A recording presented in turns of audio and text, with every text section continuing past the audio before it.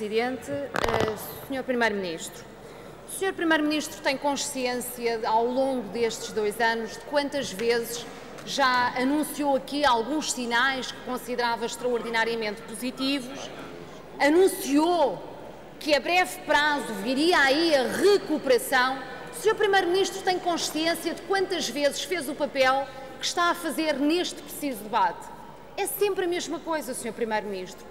A história repete-se permanentemente com este Governo e com este Primeiro-Ministro, ou seja, é sempre o anúncio no meio de uma tempestade de que a luz ao fundo do túnel está para breve. E o certo é que essa luz ao fundo do túnel não chega. Ou seja, a perspectiva de mudança não chega, Sr. Primeiro-Ministro. O Sr. Primeiro-Ministro lembra-se em 2011, quando disse que em 2012 seria o ano de viragem, não foi. E depois prometeu a recuperação económica para 2013 e não foi. O próprio Governo perspectiva uma recessão de 2,3% para 2013. E agora há de ser para 2014 e para 2015 nunca mais chega. Porquê, Sr. Primeiro-Ministro? Porque estas políticas que o Governo tem vindo a implementar geram elas próprias uma crise económica e social estruturais, Sr. Primeiro-Ministro. É por isso, por exemplo, que o próprio Governo prevê que para 2020, ou seja, praticamente uma década depois do Governo tomar posse, o crescimento e as previsões do Governo são sempre lá para cima, não é verdade, Sr. Primeiro-Ministro? A previsão de crescimento não ultrapassa sequer os 2% do PIB. Isto não se reflete depois, obviamente, Sr. Primeiro-Ministro, numa produção significativa de emprego. E, portanto, nós, de facto, estamos aqui numa perspectiva completamente negra.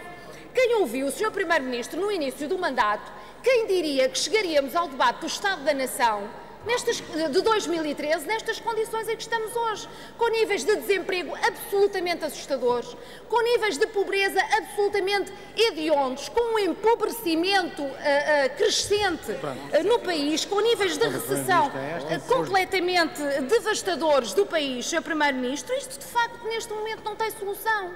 Porquê que eu digo que neste momento não tem solução? Por via da continuidade da implementação de políticas que geram estes resultados. É por isso que aqui, de facto, há uma solução, que é a inversão completa destas políticas. E os senhores assumem que não querem fazê-la.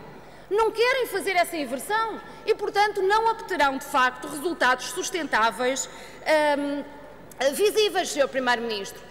Agora, há outra questão que, de facto, se coloca e que é extraordinariamente importante, que é esta questão da crise no Governo.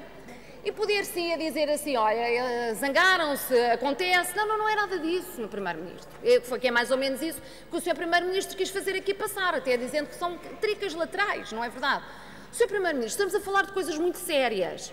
Estamos a falar de uma crise que chega ao Governo porque, de facto, há uma demonstração clara de um falhanço rotundo das políticas do Governo. Mas sabe o que é mais preocupante, Sr. Primeiro-Ministro? É que esta crise no Governo não revela só o falhanço das políticas tidas até então.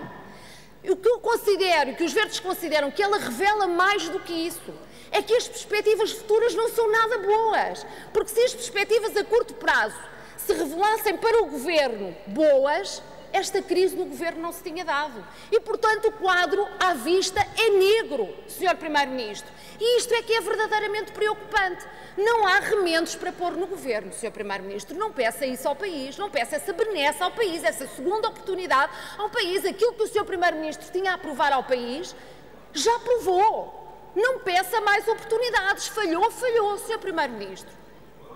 Não há hipótese. Sr. Primeiro-Ministro, e depois sabe qual é o problema? É termos um Presidente da República, de facto, que em vez de assumir o seu sentido de Estado, aquilo que faz é promover e apoiar estas políticas negativas que têm sido promovidas. E, portanto, de facto, temos aqui diversas instituições e diversos órgãos de soberania que não estão a compreender a generalidade dos portugueses.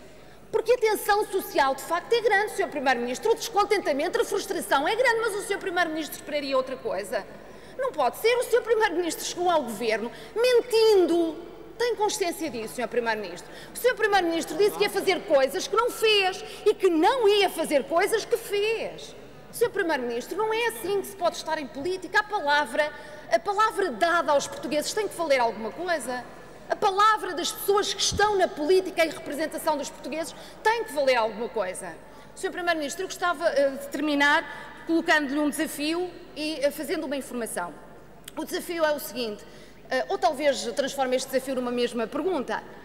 Pergunto se o Sr. Ministro de não sei quê, não sei exatamente o que, acho que ainda é Ministro de Estado e dos Negócios Estrangeiros, o Sr. Ministro Paulo Portas, se vai falar no decurso do debate, de modo a que nós possamos confrontar com perguntas diretas sobre a situação que estamos a viver, naturalmente, porque representa o outro partido que está no Governo. Vou terminar, Termino, sim, Sr. Presidente, para dizer o seguinte, porque, Sr. Primeiro-Ministro, este Governo se revelou um problema enormíssimo para o país, fruto das políticas que tem implementado. Porque este Governo apodreceu a vida política em Portugal. Porque este Governo acabou, Sr. Primeiro-Ministro, os Verdes apresentarão no início da próxima semana uma moção de censura ao Governo que será discutida neste Parlamento. Um Parlamento cuja maioria não representa mais a população portuguesa. Para responder, tem a palavra o Sr. Primeiro-Ministro.